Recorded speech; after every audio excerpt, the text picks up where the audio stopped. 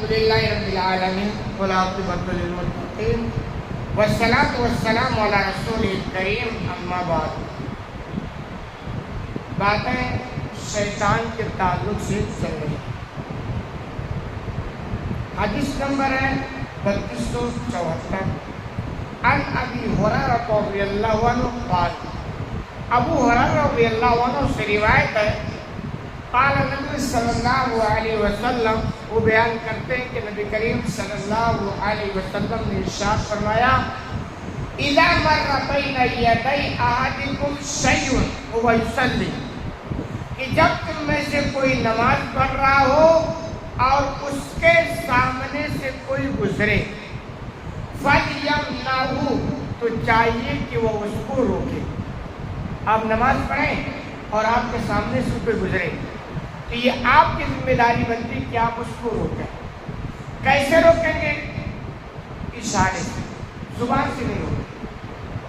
آپ اشارہ کر سکتے ہیں لیکن زبان کا استعمال آپ نہیں کر سکتے. ایک بات اگر آپ دیکھیں تو سمجھ میں آتی ہے کہ یار یہ کون سا مسئلہ ہے کہ نماز میں اشارہ تو کر سکتے ہیں لیکن زبان کا استعمال آپ نہیں کر سکتے. زبان کا جیسے آپ استعمال کریں گے آپ کی نماز ٹوٹ جائے گی, ختم ہو جائے گی. اس لیے بہت سارے لوگ سمجھتے ہیں نماز پڑھتے ہیں موبائل آف کرنا بھول گئے اور اچانک بجنا شروع ہو گیا تو پھر وہ سمجھتے ہیں کہ اگر میں بند کروں گا تو میری نماز خراب ہوگی, تو نتیجے میں سارے لوگوں کی نماز خراب کر دیں. ایسا نہیں, وہ ہاتھ کا استعمال مجبوری میں کر سکتے لیکن زبان کا استعمال آپ نہیں کر سکتے. کیوں؟ آپ جب نماز میں کھڑے ہوتے ہیں تو آپ کے جسم کے جو اعضاء ہیں وہ نماز میں کبھی مشغول ہوتے ہیں اور کبھی نہیں. جیسے آپ کھڑے ہوئے سجدے میں گئے تو سجدہ کرنے میں ٹھیک ہے, جب تک کر رہے تو حرکت ہوئی, سجدے میں چلے گئے نا تو اب آپ کے اعضاء بالکل خاموش ہو گئے. آپ رکوع میں گئے تو رکوع کرنے کے وقت تو حرکت ہوئی ہے جسم کے اعضاء, لیکن جب آپ رکوع میں گئے تو بھی سائلنٹ ہو گئے. یعنی کچھ وقت تک جسم کے اعضاء اس پہ حرکت کرتے ہیں اور باقی وقت خاموش ہوتے ہیں. لیکن زبان کا معاملہ یہ ہے کہ آپ جیسے نماز شروع کیے پوری نماز میں زبان کیا ہوتی ہے؟ مشغول ہوتی کہ نہیں ہوتی؟ آپ دعائے ثنا پڑھیں, پھر سورہ فاتحہ پڑھیں, پھر سورت پڑھیں, پھر یعنی پڑھنا ہی ہے. زبان دیکھیے بند نہیں ہوتی. تو اب یہ کہ جسم کے اعضاء جو ہے وہ خاموش ہو گئے, اس خاموشی کے درمیان میں آپ اشارہ کر سکتے ہیں اگر ضرورت ہو تو, وہ بھی کوئی فضیلت نہیں ہے. لیکن زبان کا استعمال نہیں کر سکتے. کیوں کہ زبان تو پوری نماز میں اینی ٹائم اللہ کے ذکر میں مشغول رہتی ہے اور یہ زیب نہیں دیتا ہے کہ آپ زبان کو اللہ کے ذکر سے ہٹا کر کے کسی اور جگہ استعمال کریں. یہ لاجک سمجھ میں آتی ہے. اس لیے یہ اسلام کا ہے کہ آپ زبان کا استعمال نماز میں نہیں کر سکتے. لیکن جو ہمارے یہاں مفتی بنتے ہیں نا وہ زیادہ گڑبڑ کرتے ہیں. اب اس میں آ گیا کہ آپ نماز پڑھیں, آپ کے سامنے سے کوئی گزرے تو آپ اس کو منع کریں. تو کہے گا منع کرنے کا حکم تو ہے نا, اب چاہے جیسے منع کریں. جب وہ اپنے آپ علم حاصل کرے گا, وہ استاد کی نگرانی میں نہیں, کسی عالم علماء سے سمجھے گا نہیں, تو ایسے مفتی بنے گا کہ بھائی منع کرنے کا حکم ہے, ہم چاہے جیسے منع کریں, چاہے ہاتھ سے منع کریں, چاہے زبان سے. ایسا نہیں, دیکھا جائے گا دیگر جو حدیث ہے, دیگر جو دلیل ہے, ان ساروں کو لے کر کے مسئلہ مستمت کیا جائے گا. تو یہ سمجھ میں آتا ہے کہ آپ کے سامنے سے کوئی گزرے, آپ نماز کی حالت میں آپ اس کے اشارے سے منع کریں. فَإِنْ أَبَى فَلْيَمْنَعْهُ, اگر وہ انکار کرے, یہ نہ مانے, پھر بھی آپ اس کو دوبارہ.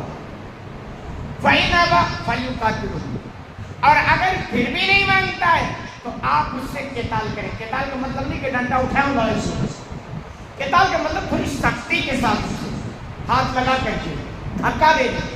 اس طرح کی جو بات سمجھ میں آتی وہ یہ کہ اسے یعنی سختی سے انسان ہوتا ہے. کیوں؟ فَإِنَّهُ شَيْطَانٌ, کیونکہ یہ شیطان ہے جو نہیں مانتا, انسان کو مان جائے. اچھا, اس سے پہلے آپ دیکھے ہوں گے شیطان جناتوں میں سے بھی ہوتے ہیں اور انسانوں میں سے بھی ہوتے ہیں. من الجنۃ والناس, جناتوں کا شیطان اور انسانوں کا شیطان. تو آپ کے سامنے سے جو گزرے گا نا وہ جناتوں کا شیطان نظر نہیں آئے, عیسائیوں کا شیطان نظر آئے گا. تو یہ جو ہوگا وہ عیسائیوں کا شیطان. کیوں؟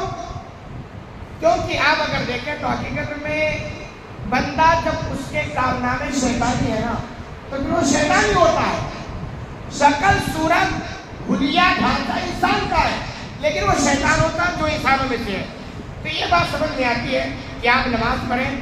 نماز کے دوران اگر آپ کے سامنے کوئی گزرے تو اس کو منع کریں, روکیں, نہیں تو سختی کے ساتھ بھی اسے منع کر سکتے ہیں. اچھا, شیطان کا اصل میں کام ہی چاہے وہ انسانوں کا شیطان ہو یا جناتوں کا شیطان, خرافات مچا, فتنے میں ڈالنا, لوگوں کو وسوسہ دلانا, لوگوں کا خشوع خضوع چھیننا, یہ اس کا کام ہوتا ہے. شیطان کا یہی مقصد ہوتا ہے.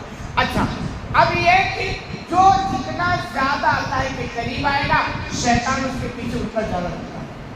ہم دیکھتے ہیں نا کیسے کوئی دیندار بننا چاہے گا, نماز کے قریب آئے گا, نماز پڑھنے چلو اس کے پیچھے رہتا ہے. کیوں؟